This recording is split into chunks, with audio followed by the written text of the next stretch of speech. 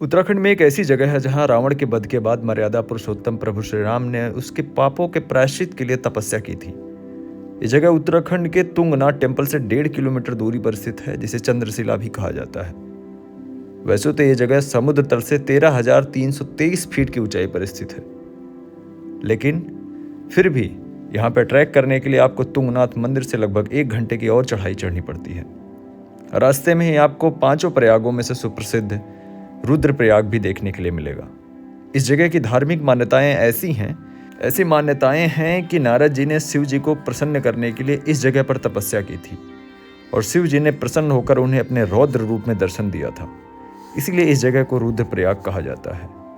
उत्तराखंड के 5 प्रयागों में से प्रसिद्ध रुद्रप्रयाग सबसे खूबसूरत माना जाता है। इस स्थल पर आपको देखने के लिए मिलेगा 2 नदियों का खूबसूरत संगम।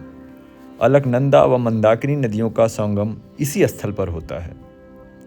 तुंगनाथ व केदारनाथ दोनों नाथों के दर्शन करने के लिए जब आप रास्ते में जाएंगे तो आपको रुद्रप्रयाग के दर्शन हो जाएंगे। और ये जगह बहुत खूबसूरत है। यहाँ पे इतनी सुकून और इतना शांति है कि शायद एक बार जाने के बाद आपका मन बार बार जाने को करे। और इसी जगह पर स्थित है रुद्रेश्वर महादेव का टेम्पल, जो कि महादेव के रौद्र रूप के लिए प्रसिद्ध माना जाता है। तो यदि आप अपने उत्तराखंड टूर पे हैं तो रुद्रप्रयाग, तुंगनाथ और केदारनाथ जाना बिल्कुल भी मिस मत करिएगा।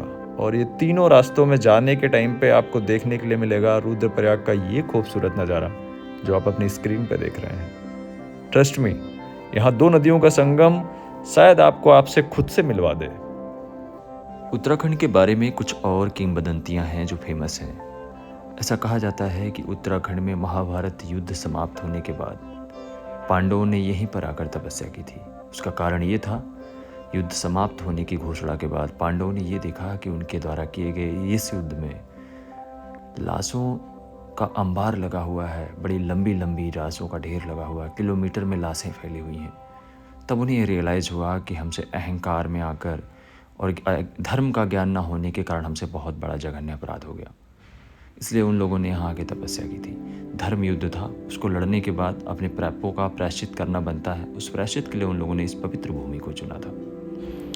भीम जी ने बार बार अनुग्रह किया कि मुझे शिव जी मुझे दर्शन दीजिए और इस पाप के लिए मुझे क्षमा करिए। तो शिव जी ने उन्हें मना कर दिया कि मैं आपको इस जघन्य अपराध के लिए दर्शन नहीं दे सकता हूँ। फिर भी उन्होंने तपस्या जारी रखी और ईश्वर प्रसन्न हुए और उन्होंने इस बात पे दर्शन देने के लिए एग्री किया कि अगर मैं आपको दर्शन दूंगा लेकिन साक्षात नहीं दूंगा, यदि आप मुझे पहचान गए तो मैं आपके पापों के बारे में कुछ सोचूंगा। और शिव जी एक नंदी के रूप में आते हैं और केदारनाथ मंदिर पर बैठकर भीम जी तपस्या कर रहे होते हैं और वो देखते हैं कि एक नंदी बैल यहाँ से जा रहा है। फिर उन्हें ध्यान में दोबारा से लीन हो जाते हैं। फिर उन्हें ये रियलाइज़ होता है कि इतनी ऊपर ऑक्सीजन का लेवल जहाँ मनुष्य का रहना संभव नहीं है, वहाँ बैल कैसे चल रहा है।